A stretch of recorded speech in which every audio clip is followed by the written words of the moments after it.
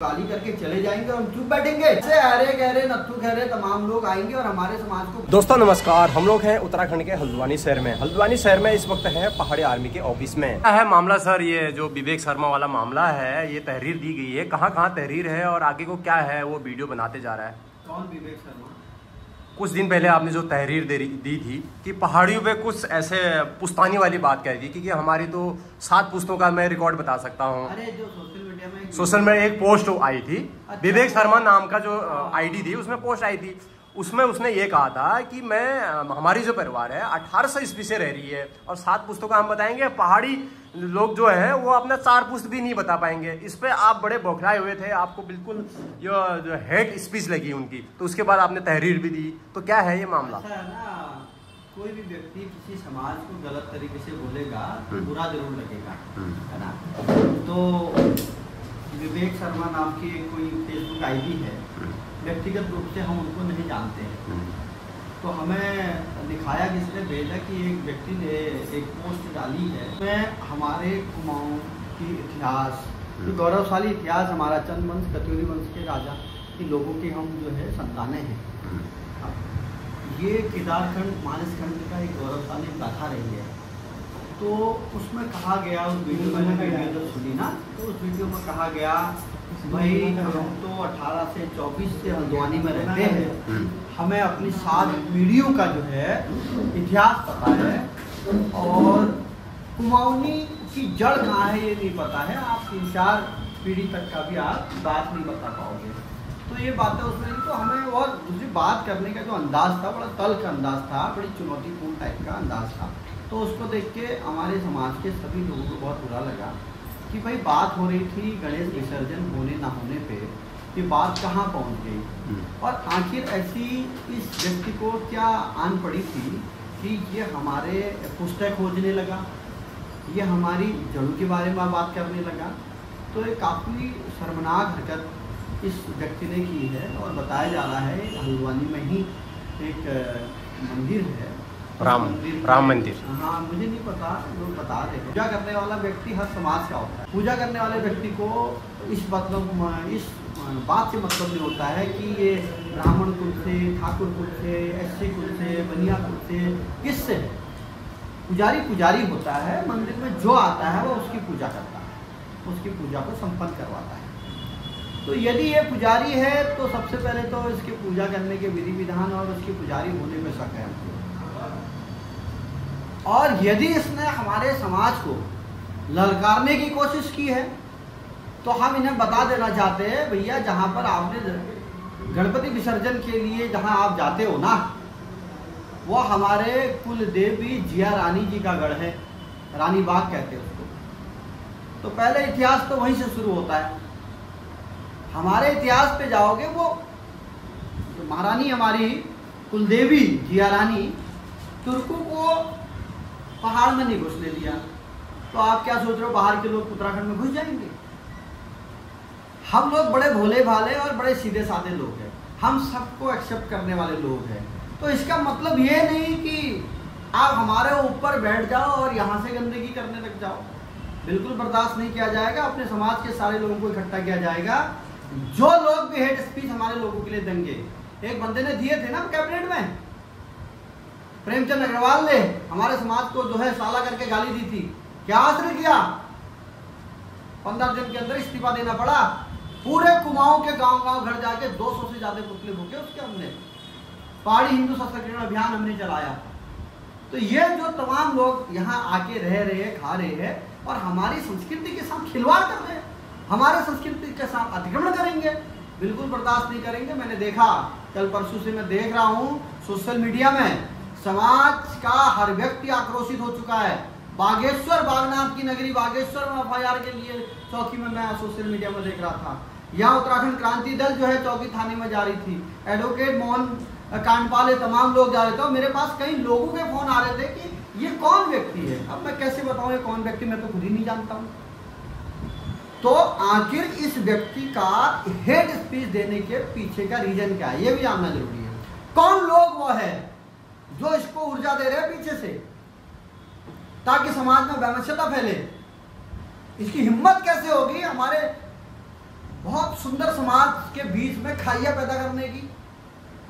क्यों आखिर बाहर के लोग आके सुंदर सी हल्द्वानी को बर्बाद करना चाहते हैं? अगर इस मंशा से अगर कोई रह रहा है यहाँ, तो आप सावधान हो जाइए। इस देश में संविधान के तहत हर व्यक्ति हर जगह रह सकता है, हर व्यक्ति हर जगह खा सकता है, हर व्यक्ति हर जगह नौकरी कर सकता है। मगर इस बात को ध्यान रखना होगा, अगर कोई व्यक्ति इस प्रदेश में आता है तो इस प्रदेश की खा रहा है, इस प्रदेश की गा रहा है, तो इस प्रदेश का कल्चर का भी ध्यान रखना होगा। उसने एक वीडियो भी जारी करी थी कि जिसको ठेस पहुंची है और उसके लिए मैं माफी, ऐसा कुछ दोबारा एक वीडियो, उस पे क्या कहेंगे, क्या था? ऐसा कोई मैंने अभी तक वीडियो देखा नहीं है। यदि देखो, मेरा तो मानना है यदि वो वास्तव में ब्राह्मण है, भजन गायक है, पुजारी है, तो इन लोगों का दिल बहुत बड़ा होता है। ये क्षमा करने और क्षमा मांगने में नंबर 1 होते हैं। अगर कुछ गलती इनसे हो जाती है, ये क्षमा जाता है, क्योंकि मानव स्वभाव है। क्योंकि हमने तो पोस्ट अभी तक आप मेरे सोशल मीडिया खगा लिए, एक शब्द भी असंसदीय बोला होगा।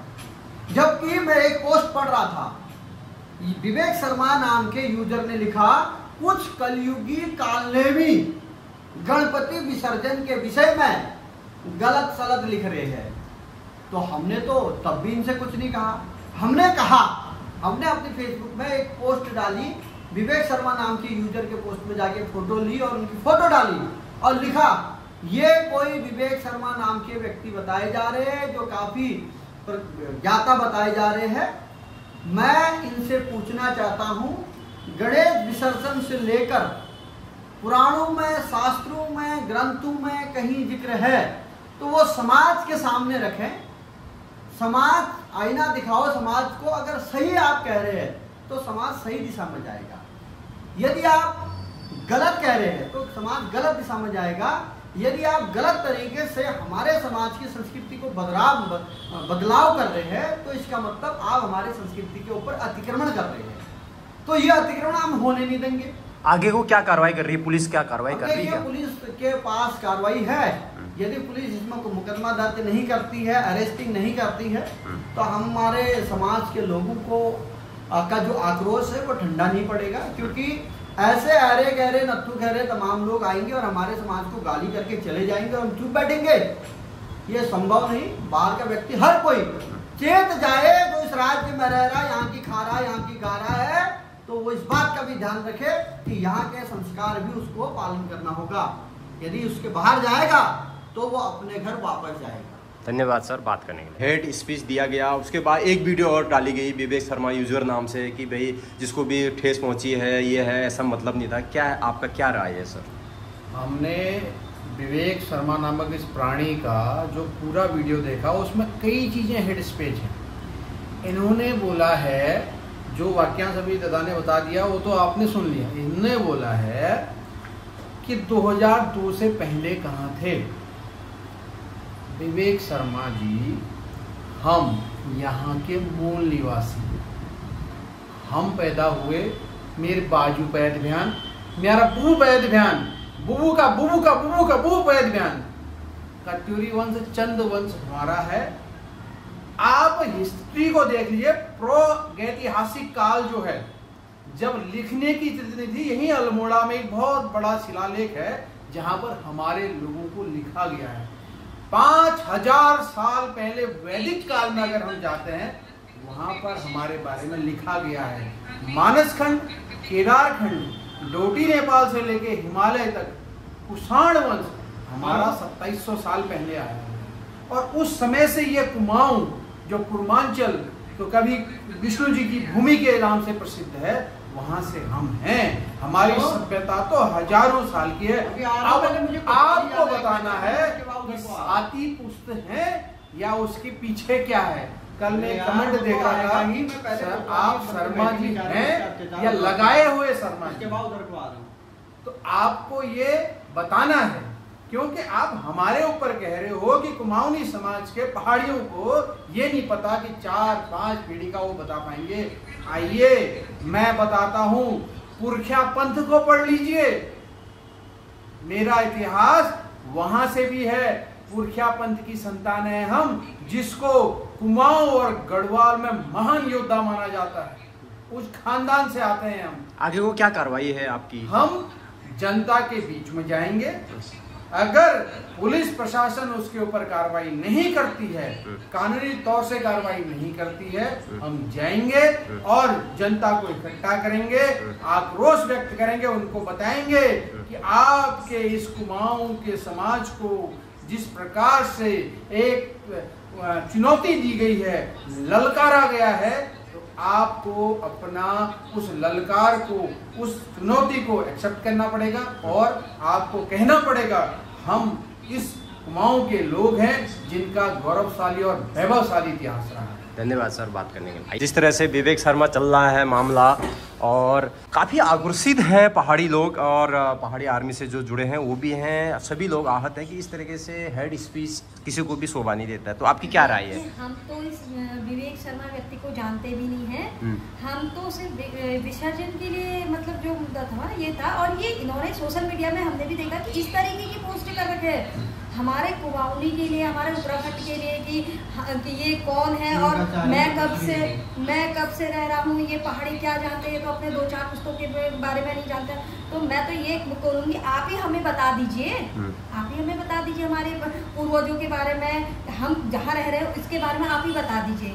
ये वाकई में ये मंदिर में रह रहे हैं, पंडित जी हैं, तो ये ही बता देंगे हमें तो कुछ पता ही नहीं है फिर अपने बारे में। हमें तो यहाँ रहने, हमारा तो बेकार है ना, यहाँ रहना हमारा तो बेकार है फिर इसका मतलब। तो जिस तरीके के इन्होंने ये अपशब्द हमारे इसके लिए बोले हैं, तो हम तो बिल्कुल क्या कहता है, अगर पुलिस प्रशासन अपना काम नहीं करते हैं, हमारी जनता बहुत आक्रोशित है, हम क्या कहते हैं इसके खिलाफ सड़कों में हैं।